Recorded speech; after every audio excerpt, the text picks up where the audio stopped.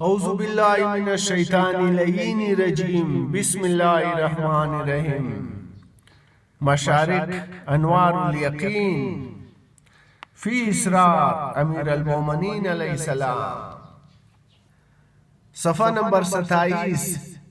ولایت امام علی علیہ السلام۔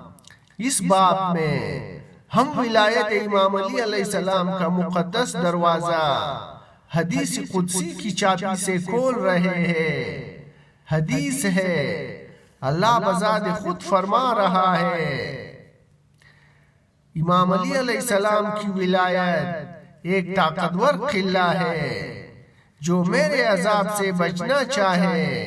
اس قلعے میں چلا جائے۔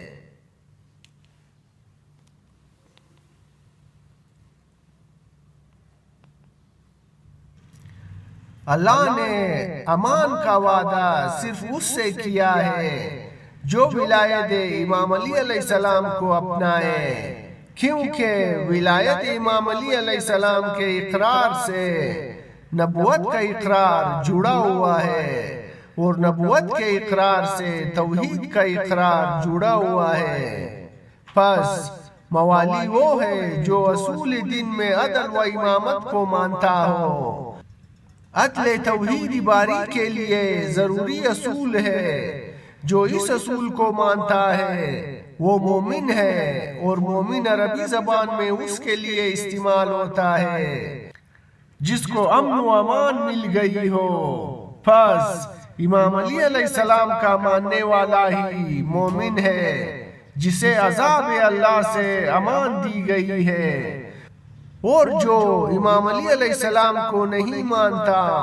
وہ نفاق کا جیتا جاگتا نمونہ ہے، جسے کسی حال میں مومن نہیں کہا جا سکتا۔ قول نبی صلی اللہ علیہ وآلہ وسلم سے ایک اور مثال پیش کی جاتی ہے۔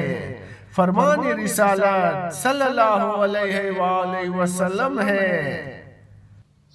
میں العلم کا شہر ہوں اور امام علی علیہ السلام اس کا دروازہ ہے۔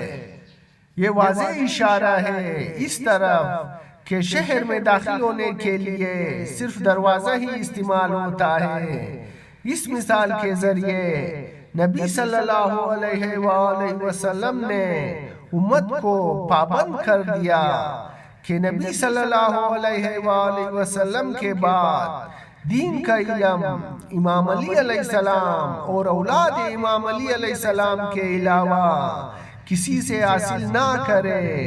اور جو کوئی کسی اور سے علم دین حاصل کرے گا وہ راہ اسلام سے بھٹک کر بدعتوں کی دلدل میں دنس جائے گا۔ اس حدیث میں ایک عرفانی نقطہ یہ ہے کہ جبرائیل علیہ السلام بھی شہر علم میں باب علم ہی سے آتا تھا۔ رسول صلی اللہ علیہ وآلہ وسلم نے اس نقطے کی طرف اس طرح اشارہ فرمایا کہ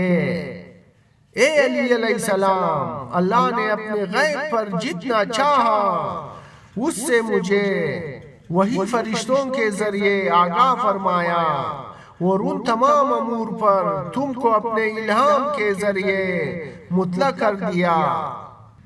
یہ اشارہ ہے کہ شب معراج جو کچھ نبی صلی اللہ علیہ وآلہ وسلم کو خطاب الہی کے ذریعے حاصل ہوا، وہ سب امام علی علیہ السلام کو الہام الہی سے حاصل ہوا، اور یہ بھی سرکار صلی اللہ علیہ وآلہ وسلم کا فرمان مبارک ہے کہ اے امام علی علیہ السلام، جو کچھ میں دیکھتا ہوں تم بھی دیکھتے ہو، جو کچھ میں سنتا ہوں تم بھی سنتے ہو۔ یہ اشارہ فرشتوں کے نزول کی طرف ہے، جو کچھ تحفہ الہیہ کے ساتھ آتے ہیں۔ پس اللہ نے اپنے ولی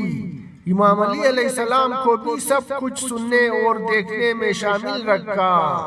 اور نبی صلی اللہ علیہ وآلہ وسلم کو حکم دیا کہ امام علی علیہ السلام کو ہر بات خود پہنچا دے، کیونکہ امام علی علیہ السلام نبوت و توحید کے رازدار ہیں۔ نبی صلی اللہ علیہ وآلہ وسلم کا وسیع علیہ السلام ان کا حامل ہونا ہی چاہیے، کیونکہ تمام دریا سمندر ہی میں گرتے ہیں۔